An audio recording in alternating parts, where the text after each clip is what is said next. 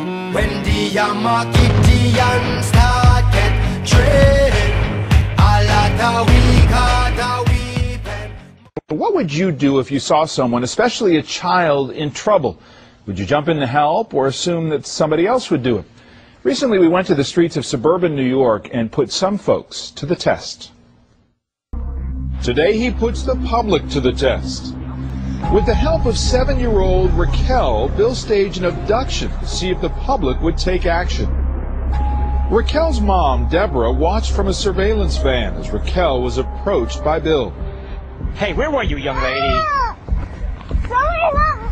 my dad!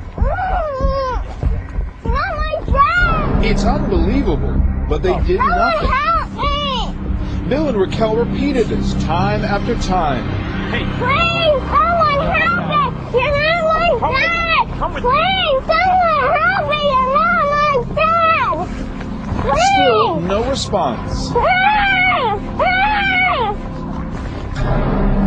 It's frightening that nobody would help. One woman walked right by, believing someone else would take action. never go away. Hello? You hear me? Don't ever go. And why didn't she do anything? You think that someone else will take the blame, someone else will take the responsibility.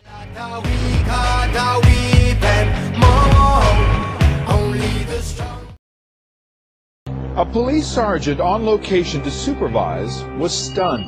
I felt it was unbelievable that people just didn't want to get involved. They'd look, they'd turn around, they'd see with a commotion, but they just kept on walking. They didn't want to get involved, in my opinion. Bill would have been long gone with 7-year-old Raquel. It took hours, but two men finally listened to their instincts. Help me! You're not my dad! Someone help me! You're not my dad! Someone help me! You're not my dad! Someone help me! You're not my dad! Someone help me!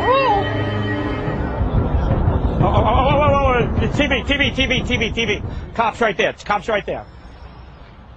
Good job. She was saying, stop, someone help me, she's not my dad, he's not my dad. And I was like, first I thought she was being a little disobedient, but then you weren't saying nothing, so I was like, we gotta stop this guy. I parked the car and I just ran over to get him. Yeah, I was gonna take him down, man. Yeah, it wasn't gonna happen. And I gotta tell you, all you guys were good. You spread out. Yeah. I wasn't getting away. No, you weren't going. You guys weren't letting the bad guy go anywhere. That was amazing. I actually had tears in my eyes, but everyone ran out and I was like, oh my God, I couldn't believe that they did what they did. And you would expect more people to react that way. I think just people are afraid to get involved. And you would expect more people to react that way. I think just people are afraid to get involved. Bill Stanton, good morning. Good morning. This is unbelievable. I mean, you watch this and you just think, what is the deal? How do you Yes. explain so much of that response? It's tough stuff. I have goosebumps on my arms right now. It's called the bystander effect. This was a study done a couple of years ago where the more there are people watching Right. something go down, the less likely someone's going to take action. Only the strong will continue. Do you have it in you? But here's the thing. A lot of, in some of the episodes there, even though you could hear little Raquel saying, "This is not my dad," and that's the key point. At other times, it was just, "Don't you get away? Don't you ever go away like that?" So it could seem like there was just a child misbehaving, and that you were the dad. Yeah, but David, I'll put it to you this way: much rather be safe than sorry.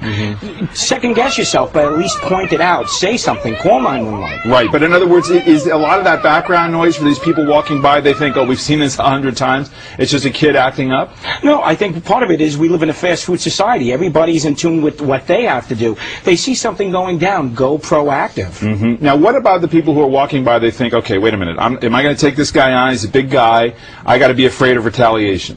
Well, different actions for different people. If you're a big strapping guy, as we saw, and I was proud of those guys, they took action. What you didn't see, there was an elderly lady in the background when those guys took action. She had her hand on the phone calling 911. Different actions for different people, but at least they're taking action. And speed is important here, I would think. Absolutely. Seconds count.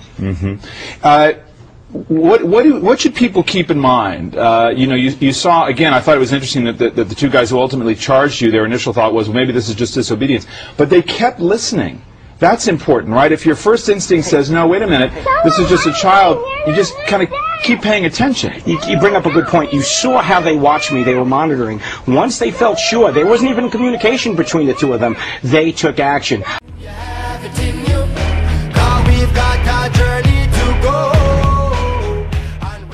I was smiling, and then I got nervous. Right, exactly. And you say they spread out, they kind of moved in on you, and it was pretty clear that you weren't going anywhere at that point. Right. Did this surprise you of all the scenarios you put together? Did this surprise you the most? Yeah, this one actually hurt and surprised us all. But it was heartening to see the young guys taking action.